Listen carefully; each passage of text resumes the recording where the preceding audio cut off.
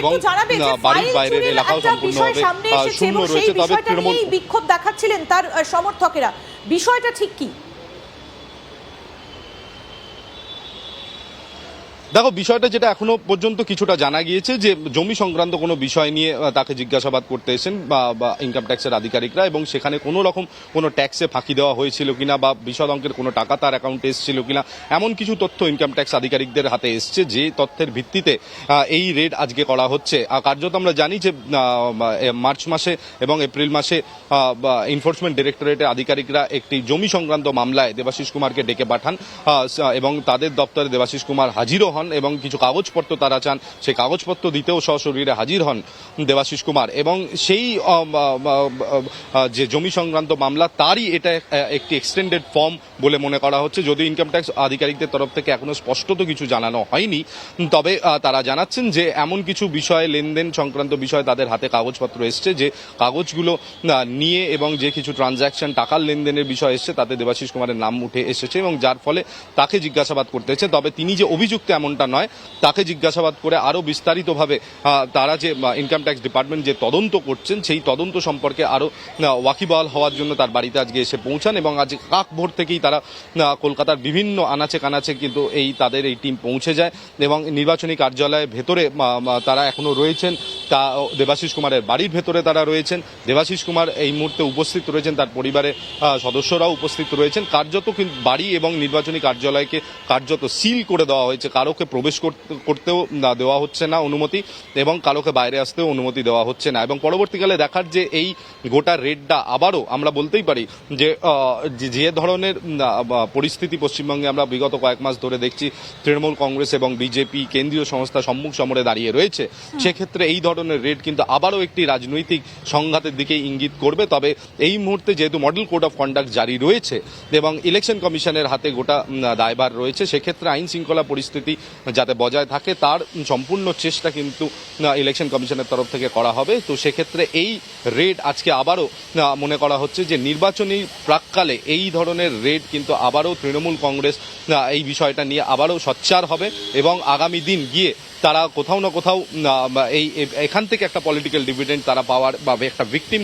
Card খেলার একটা চেষ্টা নিশ্চয়ই হবে। কারণ বারে বারে বক্তব্য তৃণমূলের থেকে অতীতেও দেখেছি, সবকিছুর এত তাড়াহুড়ো কেন, নির্বাচনী প্রক্রিয়ার মধ্যে সবাই ব্যস্ত রয়েছে এবং সব নেতারা বিভিন্ন এলাকায় তারা ঘুরছেন। সেখানে আজকে প্রায় 17 তারিখ এবং 17 তারিখ 29 তারিখ কলকাতায় ভোট, তার আগে একজন প্রার্থী যার বাড়িতে ইনকাম ট্যাক্স এসছেন এবং কাক ভোট থেকে এই গোটা রেডের প্রক্রিয়া চলছে, সেক্ষেত্রে তিনি নির্বাচনী প্রচারেও বেরোতে পারলেন না এবং তিনি অন্যান্য রাজনৈতিক কার্যকলাপের সাথেও যুক্ত হতে পারলেন না। তো সার্বিকভাবে বলা যায় যে এটা একটা তৃণমূল কংগ্রেসের কাছে সেটব্যাক, সেটাই তৃণমূল কংগ্রেস জনসাধারণের কাছে আগামী দিনে তুলে ধরতে চান। তবে এই মুহূর্তে রেড চলছে, যেটা মনে করা হচ্ছে এই রেড আরও বেশ কয়েক ঘন্টা চলতে পারে। বেশ কিছু কাগজপত্রের খোঁজে আজকে তদন্তকারী আধিকারিকরা এখানে দেবাশিস কুমারের বাড়ি এবং কার্যালয়ে বিভিন্ন আনাজ কানাজ তারা খতিয়ে দেখতে চাইছেন তাদের, এবং দেবাশিস কুমারের সাথেও তারা সরাসরি কথা বলছেন এবং স্পষ্ট হতে চাইছেন যে তথ্য নিয়ে তারা এসছেন সেই তথ্যগুলো বৈধতা কতটা, কেন সেখানে দেবাশিস কুমার বা তার কনিষ্ঠদের নাম এসছে, তাদের মধ্যে কোনো সম্পর্ক আছে কিনা, এই নিয়ে বিস্তারিত তথ্য জানার জন্য কিন্তু আজকে মূলত এই রেডটি চালানো হচ্ছে। তাপস, একটা বিষয় যে ভোট আসলেই ইডি বা সিবিআই তাদের তৎপরতা বেড়ে যায়, বারবার করে মমতা বন্দ্যোপাধ্যায়কে তার বিভিন্ন নির্বাচনী জনসভায় সেই বক্তব্যগুলো রাখতে দেখা গিয়েছে। ঠিক ভোটের কয়েকদিন আগে, সামনের সপ্তাহে, আগামী বৃহস্পতিবারই ভোট, আজকে হচ্ছে শুক্রবার, এক সপ্তাহ বাকি নেই, ঠিক কয়েকদিন আগে এইভাবে আয়কর দফতরের হানা দেবাশিস কুমারের বাড়িতে, এটা কতটা উদ্বেগজনক একটা রাজনৈতিক দলের কাছে? এবং একই সঙ্গে মমতা বন্দ্যোপাধ্যায় কিন্তু একটা আশঙ্কা করেছিলেন যে হয়তো তৃণমূলের কোনো নেতাকে গ্রেফতার করা হতে পারে, কোনো রকম কোনো ব্যবস্থা নেওয়া হতে পারে, আবার রেড শুরু হতে পারে, এরকম আশঙ্কা কিন্তু মমতা বন্দ্যোপাধ্যায় প্রকাশ করেছিলেন। এবং তারপরে আজকে দেবাশিস কুমারের বাড়িতে আয়কর দফতরের হানা, নেহাতি কাকতালীয় নাকি এর পেছনে কোনো রাজনৈতিক কোনো অভিসন্ধি কাজ করছে? কি বলছেন যারা কিছুক্ষণ আগে এখানে এসেছিলেন তৃণমূল কংগ্রেসের কর্মী সমর্থকরা, তাদেরই বা কি বক্তব্য ছিল, রাজনৈতিক মহলই বা কি মনে করছে? দেখো, যারা তৃণমূল কংগ্রেস সমর্থক কিছুক্ষণ আগে এখানে জড়ো হয়েছিলেন এখানে এবং দেবাশিস কুমারের বাড়ির বাইরে, তারা কিন্তু স্পষ্টত জানান যে এটি একটি রাজনৈতিক অভিসন্ধি কে কার্যত বাস্তবায়িত করার জন্যই এখানে সেন্ট্রাল এজেন্সি এসে পৌঁছেছে সকাল থেকে এবং একজন এও দাবি করেছিলেন যে তার নির্বাচনী কার্যালয়ে ঢুকে তাদের বিএলএ তাদের ফাইলপত্র রাখা ছিল, সেই ফাইলপত্র নিয়ে তারা কাজ করছিলেন। তখনই সেন্ট্রাল এজেন্সি গতকাল রাত অবধি তারা কাজ করেছেন, তার পরবর্তী সময় আজকে সকাল থেকে সেখানে নির্বাচনী কাগজপত্র তাদের ছড়ানো রয়েছে। সেখানে হঠাৎ ইনকাম ট্যাক্স ডিপার্টমেন্ট এইভাবে কেন্দ্রীয় বাহিনীর এত সংখ্যক ফোর্সকে নিয়ে সেখানে উপস্থিত হন এবং কার্যত তাদেরকে ভেতরে প্রবেশ করতে দেওয়া হয়নি এবং একজন এমনও দাবি করেন যে গায়ের জোরে ভেতরে ঢোকা হয়।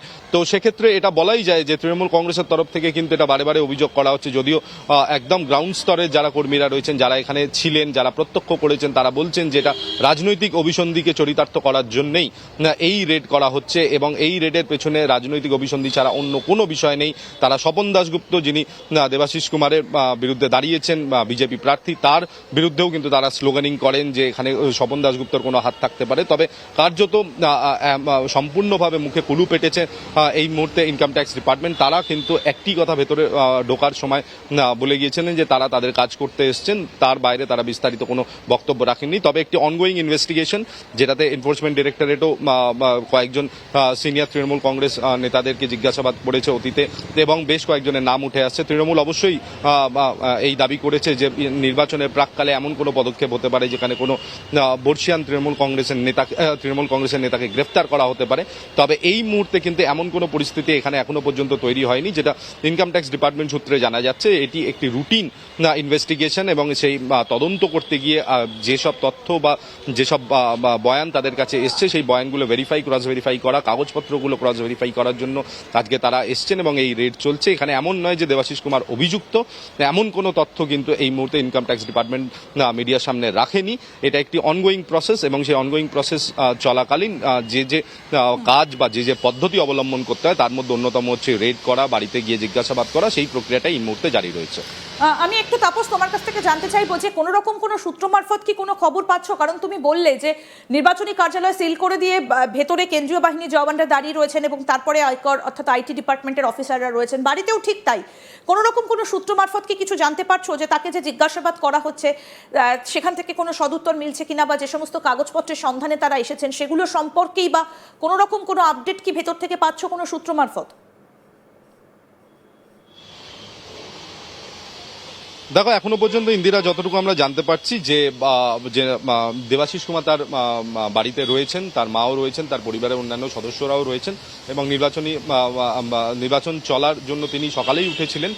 তবে হঠাৎ করে ইনকাম ট্যাক্স ডিপার্টমেন্টের আধিকারিকরা বাড়িতে পৌঁছে যাওয়াতে তিনি কিছুটা হতবাক হয়েছিলেন, কিন্তু পরবর্তী সময় কিন্তু যেটা খুব প্রাথমিক স্তরে জানা গেছে যে যারা ইনকাম ট্যাক্সের আধিকারিকরা এসেছিলেন তাদেরকে বাড়িতে প্রবেশ করতে দেওয়া হয়েছে, কোনো রকম বাধা দেওয়া হয়নি এবং কার্যত তাদের সাথে কথা বলেছেন দেবাশিস কুমার এবং তাদেরকে কোঅপারেট করা হচ্ছে প্রাথমিকভাবে, এমনটাই কিন্তু ইনকাম ট্যাক্স ডিপার্টমেন্টের তরফ থেকে জানানো হয়েছিল যে তাদের কিন্তু এই মুহূর্তে কোনো বড় সমস্যা বা ভেতরে গিয়ে সার্চ করতে বা কাগজপত্র দেখার ক্ষেত্রে কোনো রকম সমস্যার সম্মুখীন তারা হননি। তো সেক্ষেত্রে মনে করা হচ্ছে যে দেবাশিস কুমার কোঅপারেট করছেন। এর আগেও দেবাশিস কুমার বলেছিলেন যে এমন কোনো ঘটনার সাথে তিনি কোনো যুক্ত নন এবং তার সাপেক্ষে যা তথ্য প্রমাণ তার প্রয়োজন তিনি সেগুলো এজেন্সি অর্থাৎ এনফোর্সমেন্ট ডিরেক্টরেটের কাছে আগেই রেখেছেন। তো সেক্ষেত্রে ইনকাম ট্যাক্স ডিপার্টমেন্টের সামনেও সেই তথ্যগুলোই রাখবেন এমনটাই মনে করা হচ্ছে এবং এখনো পর্যন্ত কিন্তু কোনো বাধার সম্মুখীন ইনভেস্টিগেটিং অফিসাররা হননি এবং এই যে রেড এবং জিজ্ঞাসাবাদের পর্ব এই মুহূর্তে অব্যাহত রয়েছে।